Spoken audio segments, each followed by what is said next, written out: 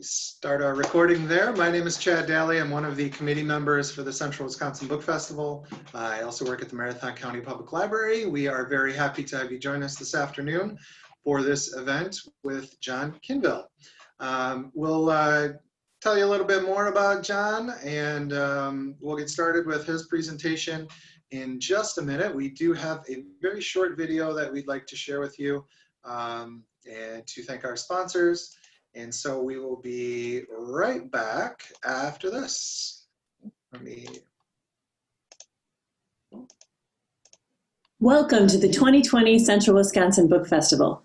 This week of amazing events is possible only because of the support of our sponsors, which include Marathon County Public Library, the Friends of the Marathon County Public Library, the MCPL Foundation, the Community Arts Grant Program of the Community Foundation of North Central Wisconsin, with funds provided by the Wisconsin Arts Board, which is a state agency, the Community Foundation, and the B.A. and Esther Greenheck Foundation, the Wisconsin Institute for Public Policy and Service, the Merco Foundation Fund, Wisconsin Public Radio, the Master Gardener Program of Marathon County, North Central Area Congregations Organized to Make an Impact, or Naomi, and Yankee Bookstore.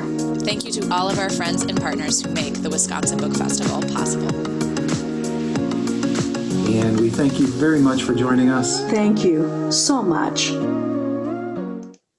Well, okay, and folks, before I switch back and turn off my screen, because John has a multimedia presentation and PowerPoint, so he's going to be sharing his screen. If you notice on the right-hand side here, there is this little box that has thumbnails of people's video. In order to see the entire screen, if you just click this little dash right here, you can hide it. You can also click and hold down the button to kind of move it out of the way, so that way you can see the whole screen. Our guest today is John Kinville. He's a local historian who resides near Chippewa Falls, Wisconsin, with his wife, children, and 3 cats. He teaches American government at Chippewa Falls Senior High School, earned his BA at UW Eau Claire and an MA at UW River Falls. In his book, which we'll discuss today, is The Gray Eagles of Chippewa Falls, and that was just published this year. John, welcome. Thank you very much for joining us today, and I'll just hand it right over to you and let you get going with your presentation.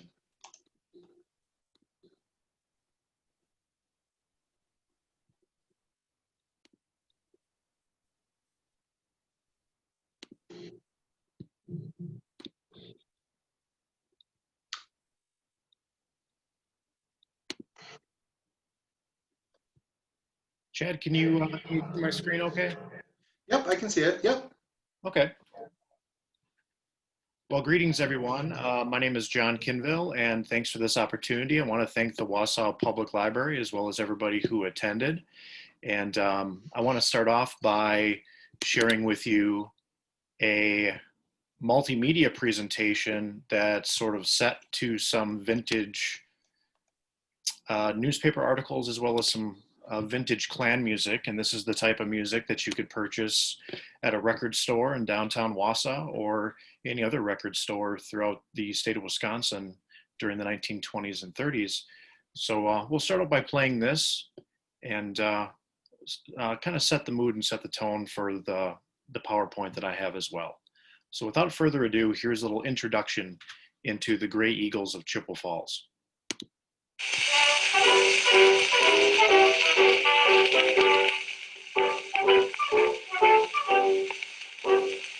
Come along, all you clansmen, and your brand new gown. Oh, there's got to be a meeting in this good old town, where you know everybody and they all know you, and you've got the sacred heritage to carry you through. When you see the Klan on dress parade, never fear, for the faith is God is stayed, and let you stand for law and order every day. Come join the Ku Klux in your town tonight. Oh, listen, when you hear the band begin to play, white-robed men on horses lead the way, and what a sight will be. With 1,000 in array, come join the Ku Klux in the old town tonight.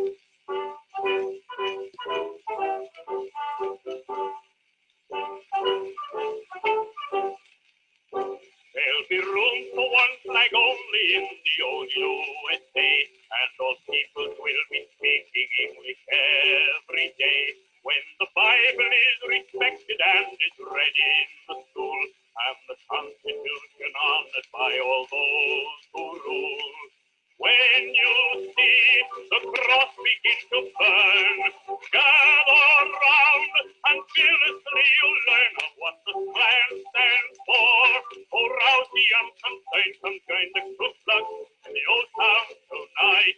Citizens, when you hear the band begin to play, white-robed men on horses lead the way, and what a sight will be. With 1,000 in array, come join the Ku Klux in the old town tonight.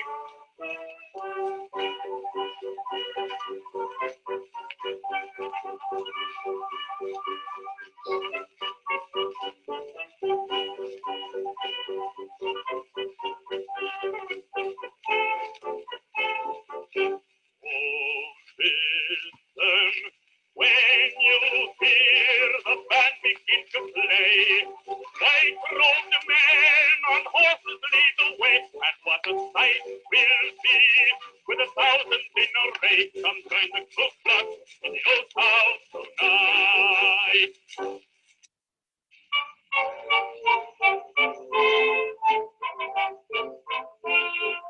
The stars had ceased to twinkle, and the moon had hid its face. The world was clothed in darkness as men took their place. Was then I vowed to heaven that a clansman I would be, to fight for right, old glory, and the land of liberty. That's why I'm a clansman, and wear a clansman's mask, and raise my hand toward heaven, and go to the clansman's path. I vow that I'd be faithful wherever I may roam, to love my God and country, and honor a clansman's home. That's why I'm a clansman, and wear a clansman's mask, and raise my hand toward heaven, and go to the clansman's path. I vow that I'd be faithful wherever I may roam, to love my God and country, and honor a clansman's home.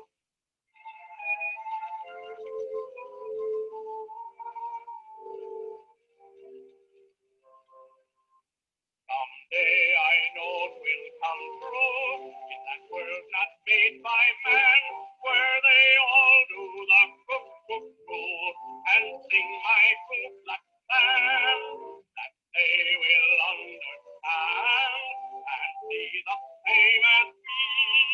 It takes a man American who loves his liberty. That's why I'm a clansman, and wear a clansman's mask, and raise my hand toward heaven, and go to the clansman's path. I vow that I'd be faithful wherever I may roam, to love my God and country, and honor a clansman's home. That's why I'm a clansman, and wear a clansman's mask, and raise my hand toward heaven, and go to the clansman's path. I vow that I'd be faithful wherever I may roam, to love my God and country, and honor a clansman's home.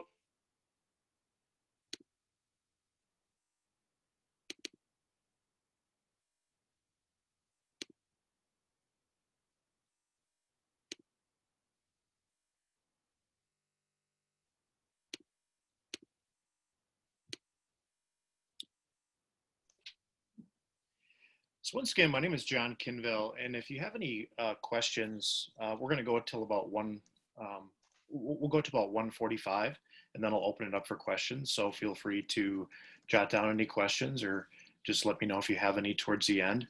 But if you have any future questions that maybe I don't get to, you can always reach out to me at my website or through my website at johnkinville.com. And at my website, you can also order autograph books, cheaper than Amazon, shipping included. But let us begin. So when it comes to the Ku Klux Klan, historically, we know them as having three different periods. There was the post-Civil War Klan, that was the initial Klan from 1865 to 1871. And then we had a second Klan that was very, very popular as a fraternal organization in the 20s and 30s. And then we have the post-World War II Klan, which is what we're more familiar with today in terms of this linkage between Nazism and right-wing Christianity. And so the Women's Ku Klux Klan of Chippewa Falls, as well as the Ku Klux Klan of Wisconsin, this is going to be the period in which they are going to be very prevalent and very popular. In fact, at one point, the Ku Klux Klan was the largest fraternity, social fraternity in the United States. And it had units all throughout the 50 states, and including Wausau. And most cities would have at least one Klan unit active. So the Ku Klux Klan coming out of the Civil War was essentially this organization that was upset about having lost the war. And of course, these former slaves now being enslaved. They also received the 14th Amendment right to citizenship, as well as the 15th Amendment right to vote. And I'm not sure if anybody here had seen the miniseries the History Channel did on Ulysses S. Grant, but the Klan became this paramilitary group all throughout the United States, or all throughout the southern United States. And it got so bad that President Ulysses S. Grant asked the Congress to pass something called the Ku Klux Klan Act, which had the Justice Department essentially go into the South and to prosecute known members to try to stop them. And the Ku Klux Klan Act was incredibly effective, and that law did a great job of suppressing the Klan. And so from about 1871 to about 1915, the Klan sort of disappeared. And there wasn't even really a need for the Klan post-1871 because, well, after Reconstruction, the South was firmly put back into the control of Southern whites who were trying to disenfranchise African Americans and ultimately stripped African Americans of power through things like Jim Crow.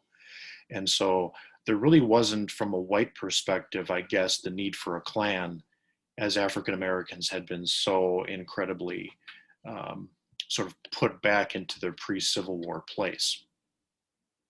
But fast forward, so the Klan was pretty much a memory at this point.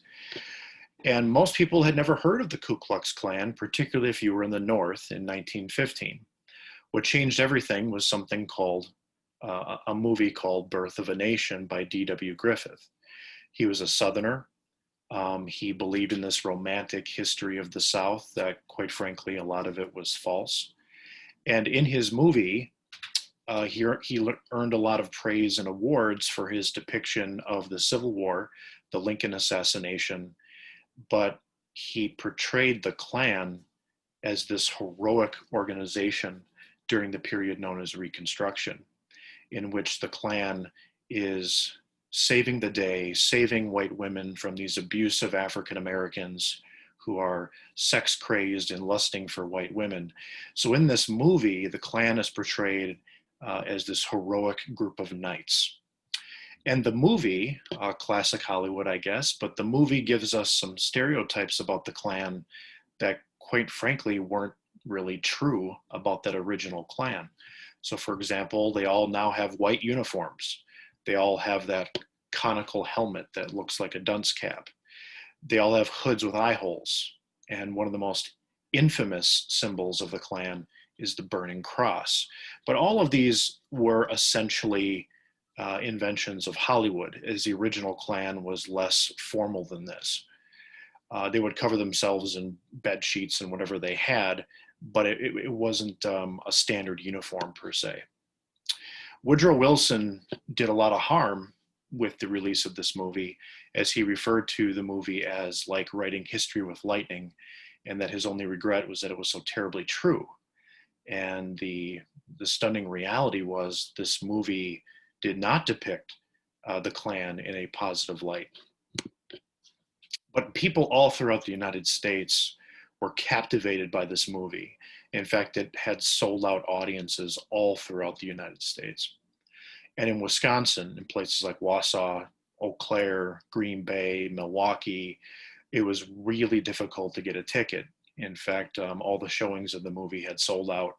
And this is one of the big advertisements for the movie Birth of a Nation that ran in the Chippewa Herald newspaper, as the movie was going to be playing at the Unique Theater in downtown Eau Claire.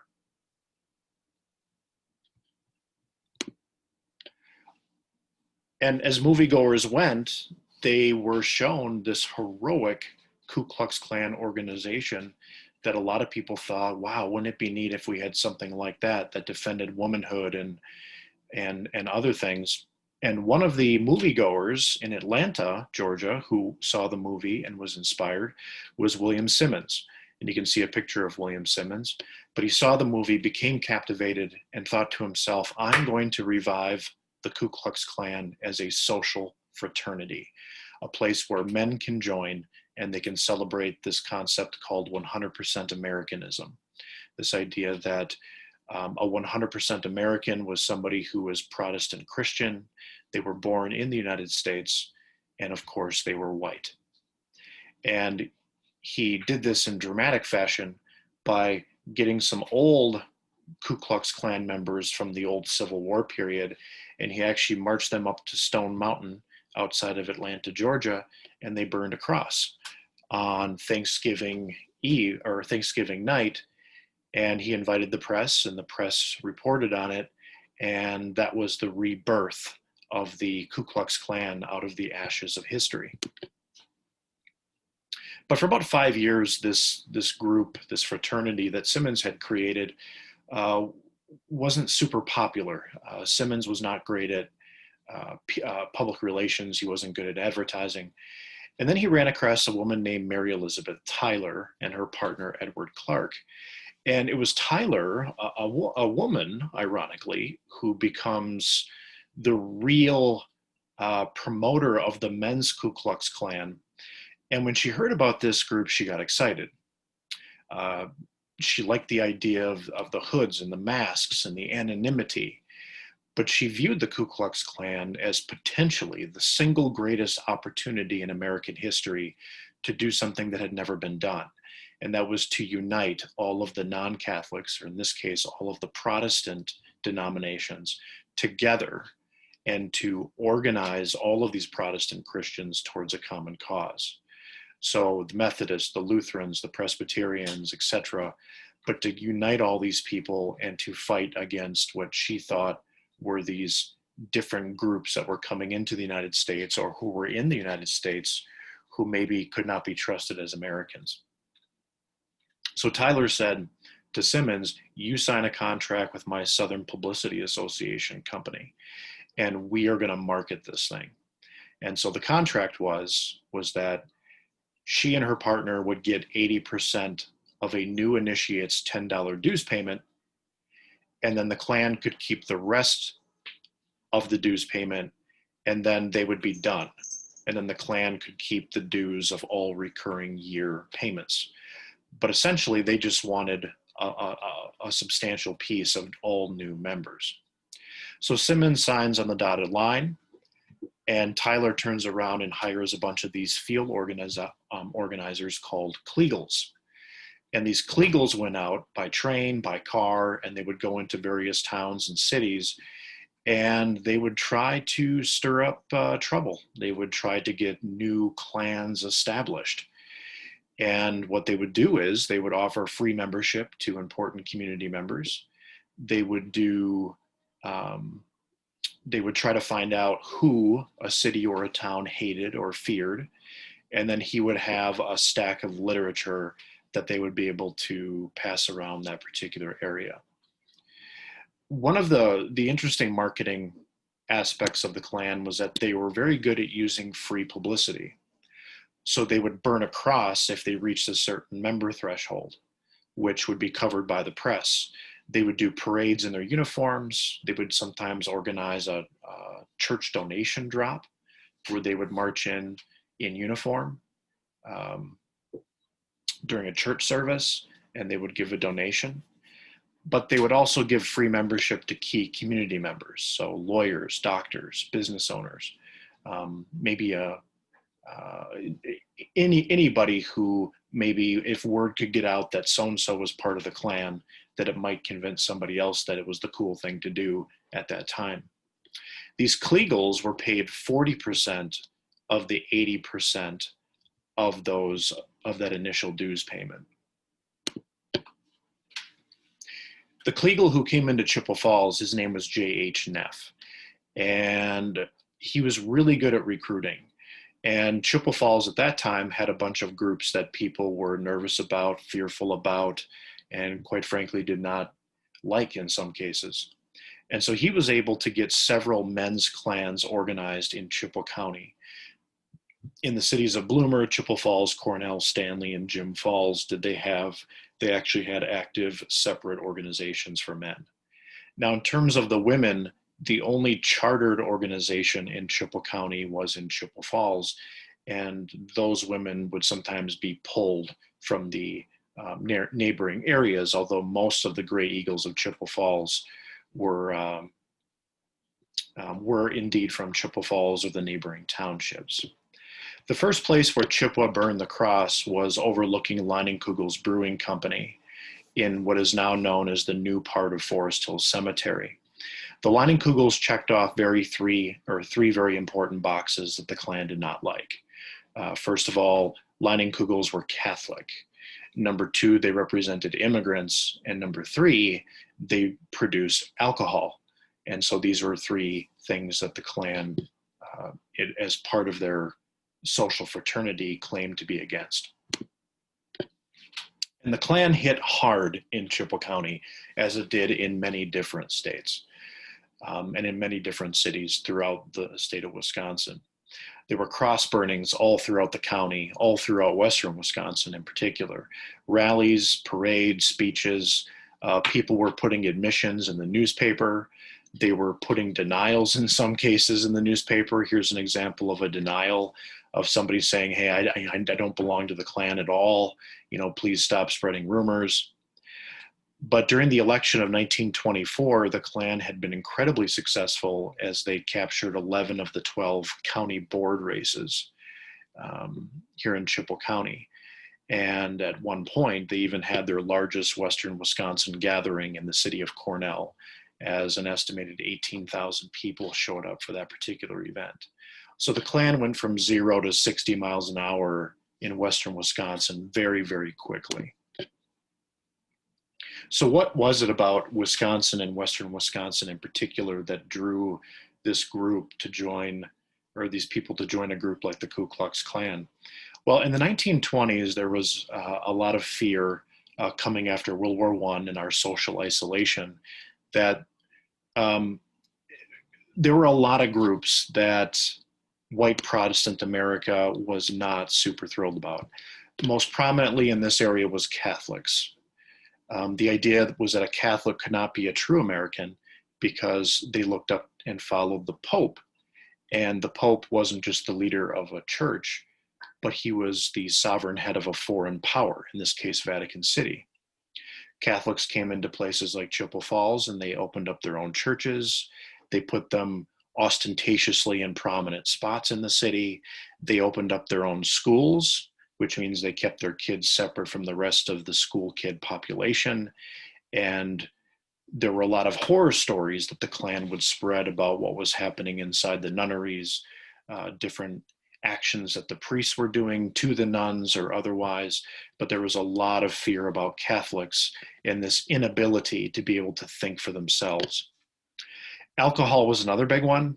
A lot of the Gray Eagles joined because they did not like alcohol. They thought that alcohol hurt the families because the husband or the boyfriend would drink, become violent. And in an age in which divorce was not common, women could be stuck in a household with somebody who was abusive. And so the Klan was very much in support of prohibition, the ban on alcohol, and the Gray Eagles in particular were a group that they used it as a vehicle to fight against alcohol. Chippewa County, Chippewa Falls had a sizable immigrant population, particularly Irish, Polish, German. It would not be uncommon in downtown Chippewa Falls to see a sign outside of a business that says "No Irish Welcome." Labor unions. The thought was that these immigrants are coming here, they don't speak English, they're Catholic, and now they're forcing through a labor union to have an English-speaking white Protestant American have to pay somebody who doesn't deserve it extra wages. And so labor unions were thought to be un-American by the Klan.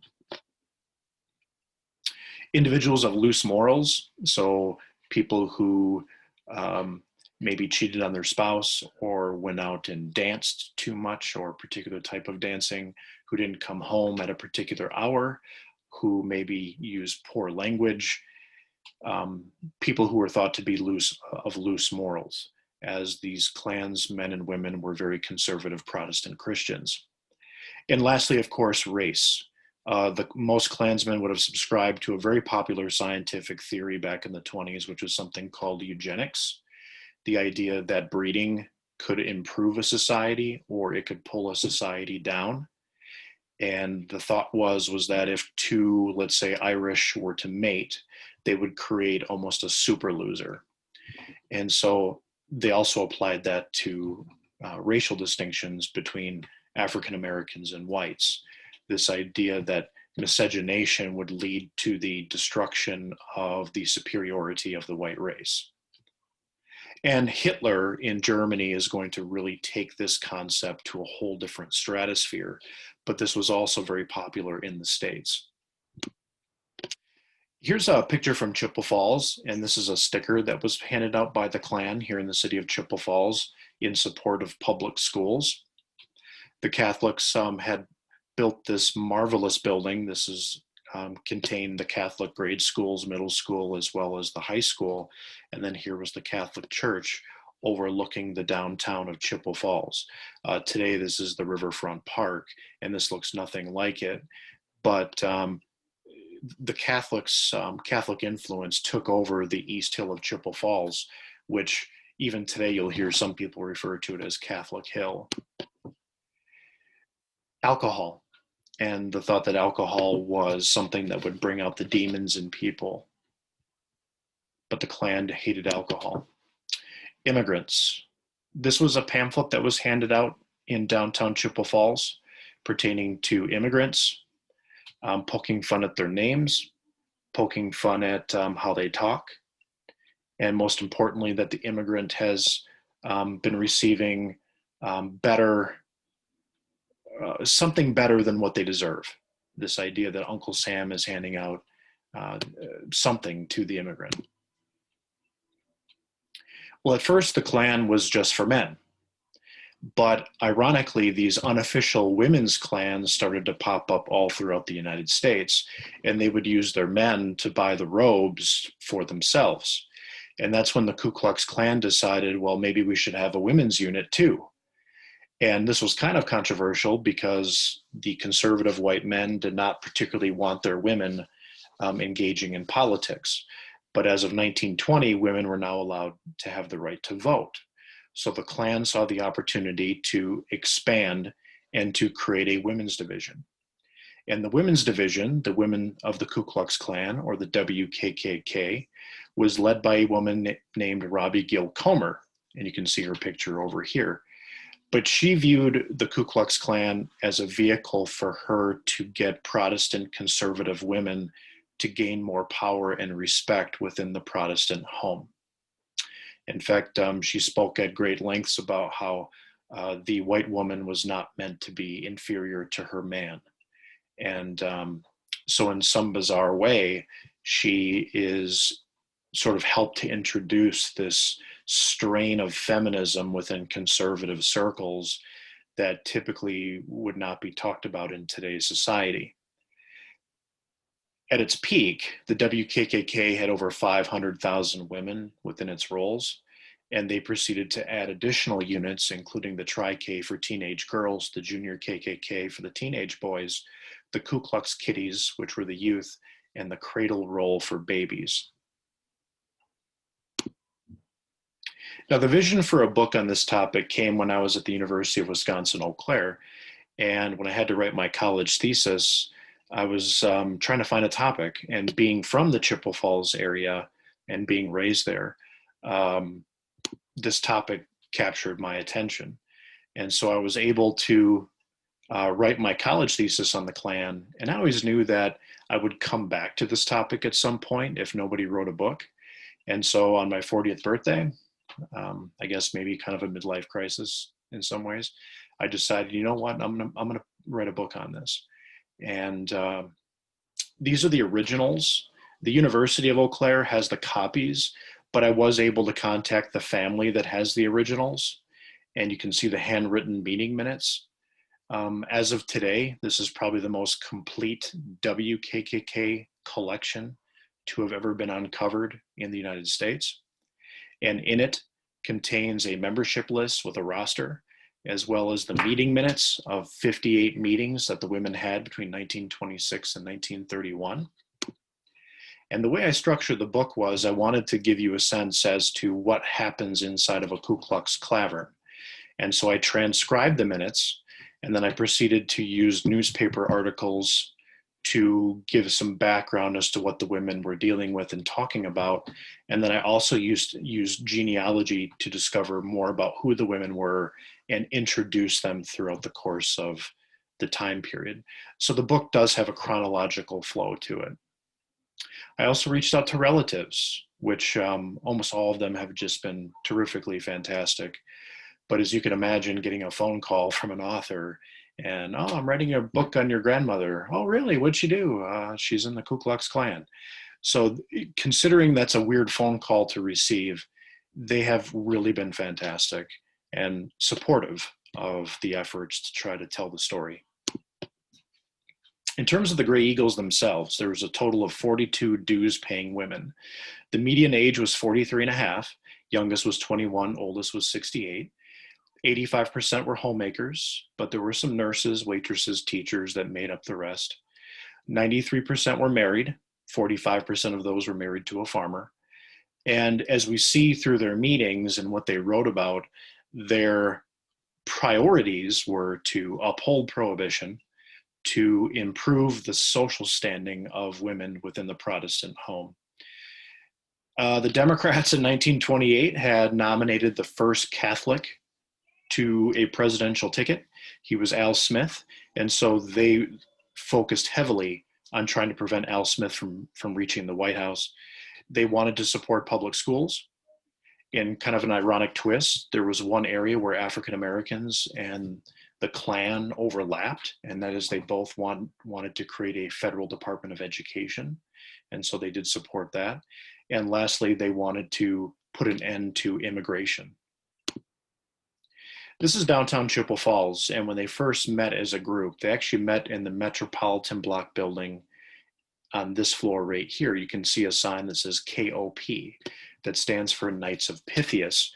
And the Knights of Pythias were another fraternal group, and so a lot of these Klansmen and Klanswomen belonged to multiple fraternities, the Freemasons, Knights of Columbus, et cetera, et cetera. But what they discovered was that the city of Chippewa Falls had a Catholic police chief, and they were starting to pass these ordinances through the city council that the Klansmen and Klanswomen had to remove their masks when in public. So they decided to move out into the countryside, where it was much more Protestant, very few Catholics, and quite frankly, where a lot of these Klansmen and women lived anyway. So they found a spot in between Eau Claire and Chippewa Falls in Lake Hallie to build their clubhouse. And the word they used for their clubhouse was called tabernacle, or like a religious group's meeting place. And then inside the tabernacle would be the meeting space. Now this used to be the old meeting place in Hallie. It used to be a supper club. Today it is a gas station, Burger King restaurant in Lake Hallie across the highway from Walmart. But if you've ever wondered what the inside of a Klan meeting place looks like, this is the floor plan. And if you've ever been inside of a Masonic lodge, it was William Simmons who modeled the clavern and the rituals off of Freemasonic rituals. Now, I'm not picking on Freemasons. I'm actually a Freemason myself. But it was out of convenience that Simmons just co-opted what was already being used, and then he changed a few things and created the inside of a clavern. And where it says EC, that's in reference to one of the positions, that's excellent commander, or the head female within the clavern who would carry out the rituals. So what happened to the Klan? Where did they go? As fast as their rise was, it also had a massive decline. And a lot of it had to do with the fact that Catholics did not sit back and let it all happen. You can see a picture of a priest named Father Minwagen. In Chippewa Falls and in other cities throughout the United States, Catholics would organize social and economic boycotts. They would go to Klan parades and write down the license plate numbers of the cars in the parades. They would then give them to the Catholic police chief, who would then cross-reference the license plate numbers and find out who owned the vehicles. And then they would approach the business owners, the people, and say, hey, are you in the Ku Klux Klan? Where do you work? Etc. And what happened was that a lot of people economically realized that, I might be afraid of Catholics, I may not trust them, but I want their money. And so a lot of these people left the Klan just as quickly as they joined because of fear of economic reprisal. The other problem that the Klan had, which caused a lot of members to back away, was that the wrong type of person is joining this group all throughout the United States. There are a lot of people who can have fear and mistrust within their soul, but never cross the line to physical violence. But if you're prone to physical violence, this is the type of group that you're going to want to join, and you're going to feel like it's giving you the permission and the anonymity to act out on your fears. And so all throughout the United States, there are these acts of violence that are happening. And it just becomes a point where I think a lot of the law-abiding Klans members, just the average people, got sick of defending it. The most infamous headlines came from a guy named D.C. Stevenson, who literally chewed up a girl after she had been intoxicated and drugged and raped and sexually assaulted, and literally chewed her. She later died, and that particular case stunned America. But he was the grand dragon for the entire men's Klan in Indiana. And in 1929, the stock market crash and the Great Depression was sort of the death blow. It became very prohibitive for people to pay the dues payments, especially when they didn't have a lot of money. In terms of the legacy of what they leave behind, the Klan was successful in many different things. They helped push for one of the most racist pieces of legislation in American history passed by Congress, called the Immigration Act of 1924, in which it put quotas on who could come from what countries. Norway, 50,000. African country, 0. Al Smith gets destroyed in the 1928 election. He loses Wisconsin by nearly 9%, and he gets absolutely obliterated in the Electoral College. On the flip side, the Klan never was able to convince Wisconsinites that alcohol was horrible.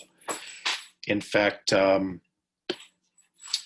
state of Wisconsin told the federal government 4 years prior to repeal that they were not going to enforce prohibition laws.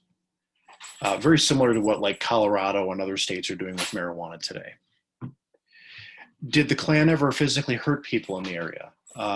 There's no record of that.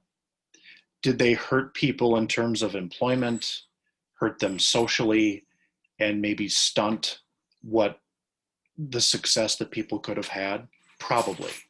But unfortunately, there's no documentation to prove that. And with that, I'll open it up to any questions that you have.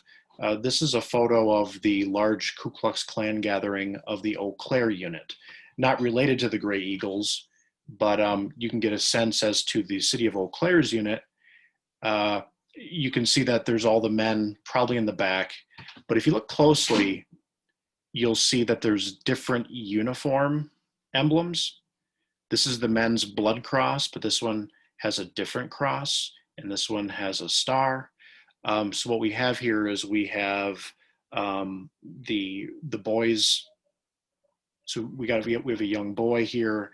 We have adolescents down here, and here we have a Ku Klux Kitty that's here without the face mask. But I'd be happy at this time to open it up for any questions that you might have. And once again, you can order the cheapest one you can find is through johnkinville.com. And of course, I can autograph it and inscribe it for you as well. But I'd love to entertain any questions you have. Thank you very much, John, for that presentation. That's really informative and surprising. One thing that I find surprising from your book and today's presentation, it seems like a lot of people just assume that the only business of the KKK was to harass and brutalize African Americans. I don't know if as many people realize that there were other items on their agenda. Did you know that? Like the all-encompassing nature of the KKK, did you know all that? And possibly maybe around here, maybe it's because Wisconsin at that time didn't have a very large African-American population. Maybe we did, I'm not sure. But I just found that surprising that there's more to their efforts than just being against African-American populations. You know, that's a good point and a great question. So in Chippewa County, there were a total of 12 African Americans in 1920, according to the census. So African Americans weren't really even on their radar, at least in a micro sense. On a macro sense, they never once talked about African Americans in their meeting minutes. They had other things they were focused on. I think one of the surprising things was how religious and how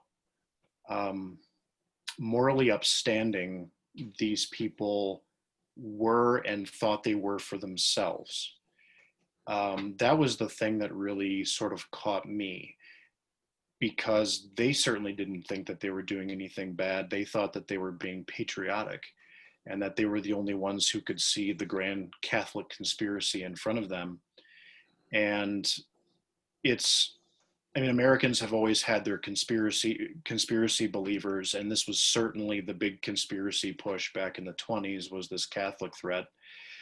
I guess one of the sad things is that when people think of the Klan today, which is very, very ignorant, very, very focused on African Americans and connected to neo-Nazism, that's a much different monster than what this was. And I think people who read the book and they just tend to see, wow, like they were sort of a group of church ladies who got together and they had a social club that allowed them to express their fears. And that's not normal in our society today. In fact, we frown upon it quite deeply, but to them, it was par for the course. And when I talked to some of the relatives, most of them were stunned, like shocked. Like they would say, well, I could see if my grandfather was in the Klan, but I didn't realize there was a women's Klan and my grandmother was in it. And you know, a lot of these women, and one of the things I talk about in the book, and sometimes it gets lost in some of our cancel culture today, is that if you want to get rid of groups like the Ku Klux Klan, they need to walk away from it themselves and probably be able to walk away from it themselves and be given credit for changing through life. And so most of these women change through life. Today, almost every one of their descendants has a family that's interracial. all the families pretty much drink now. It was a different era. It was a different time. Most of these women are going to live through some very traumatic moments. They're going to live through the Great Depression. They're going to live through World War II. They're going to live through the Civil Rights Movement, the Cold War. A lot of these women are going to live into the 1970s and 1980s, and near the time of their death, they're just very nice older ladies, and their families had no clue about where their heads were back in the 20s and 30s. Yeah, interesting. Another question that came in: as a teacher, what lessons do you think we should learn from the growth of the Klan in the past to the spike we've seen in the growth of hate groups today, especially in the last 4 years or so? What lessons from the past do you think still apply today? Well, the Klan's secret to growth in the 20s was it was able to co-opt both major political parties. So in the South, they were able to co-opt the Democratic Party through their influence. And in the North, it was the Republican Party. And so when a group becomes so popular that politicians now have to cater to them, or they have to listen to them, or dare I say, not use forceful language against them, then that's where the real problems start to kick in. And that's exactly what happened in the 1920s and 1930s, because Herbert Hoover was not a Klansman, but he certainly wasn't going to speak out against the Klan forcibly because he needed their votes. And so I think there's an added responsibility on politicians that they need to step up when there's certain rhetoric that's being said, and they need to suppress it to then show the rest of the people who are watching as observers that this is not appropriate behavior. And I think we are always dealt with certain politicians in our life where they try to massage some of the fears that are out there that people have. And it's one thing if somebody's in the basement of their home on their private property and they're sharing their misgivings. That's an American right. But when people feel like they can go into the public square and approach someone and say, here's what I truly believe, then that means that we have some leadership issues across the United States that could be problematic. Yeah. And I guess as far as the past too, I found it interesting, one of the ads that you showed, like if you're against dope peddlers and libertines and moonshiners and all of that, when you kind of phrase it like that, it seems almost understandable that they would get people interested. Like, I'm against dope peddlers, like I'm against women with loose morals. So you can kind of understand how perhaps politicians and others were able to overlook some of the worst aspects of the KKK's approach to things. Yeah, interesting. And even in the 1928 presidential election, there was this bizarre moment where Al Smith actually wins states is in the Deep South. He wins the solid Democratic South. That Klan down south is unilaterally focused on blacks. So they could care two rips about Al Smith being Catholic. They vote for him for president of the United States. But up north, unless you're in cities like Milwaukee, Racine, Kenosha, Chicago, most of the Klans are just unilaterally focused on alcohol and Catholics. And so even within the Klan as a group, you have these different regional emphases that they have. And that was really quite a tribute to just how amazing their marketing strategy was. Yeah. You roll into Chippewa Falls, you don't have to show them propaganda on blacks. It's not going to sell, at least not directly. But, put that aside, and here's the Catholic literature. Gotcha. Yeah. Is this the kind of, do you share this in your own classroom? Another question that we had, and do you think things like this should be taught in history classes? Especially in smaller towns in Wisconsin, we often ignore the wrongs we committed in the past, which ultimately leads to more hatred due to misinformation. Thoughts on So, that? I guess my take on that is we live in complicated times because I just did a presentation for the Chippewa Valley Museum, and a lot of the opposition to this topic being brought up is coming from the far left. They don't want to bring this up, and because they think it's bringing up bad stuff, and let's just ignore it. And so they've received, because they do have a small Ku Klux Klan exhibit in their 1920s changing culture section of the museum, and it's very well done and very tasteful. But even they said we get complaints, but it's not necessarily who you would think it would be from. It's not the African Americans who are complaining or the Catholics. It's far left activists who, and I'm a lefty, full disclosure, but I'm not. But these far left activists who are the ones who are the most upset by even the mention of it. And so we kind of live in interesting times where how people feel about this is so tied to also what's happening in current events. In terms of how I talk about this in my class, I typically don't bring it up directly, but I do bring it up when I talk about the 13th Amendment, the 14th Amendment, the 15th Amendment, the 18th Amendment, the 21st Amendment, and also the 19th Amendment, because a lot of these Klansmen did not support a woman's right to vote. But then once they get it, all of a sudden it's, my wife can help me at the ballot box. And so the 19th Amendment and groups like the Klan do help conservative women achieve that level playing field that they're shooting for within that home. Interesting. Well, we've got just a couple minutes left. Now that you've accomplished one midlife crisis goal, do you have any other books lined up? Do you have another book in the works? Well, I had a couple that I was kicking around, but my new midlife crisis is I just bought a DeLorean. Oh, awesome. So I don't know if I'm going to have the time to write a book, but cool. Yeah, that sounds fun.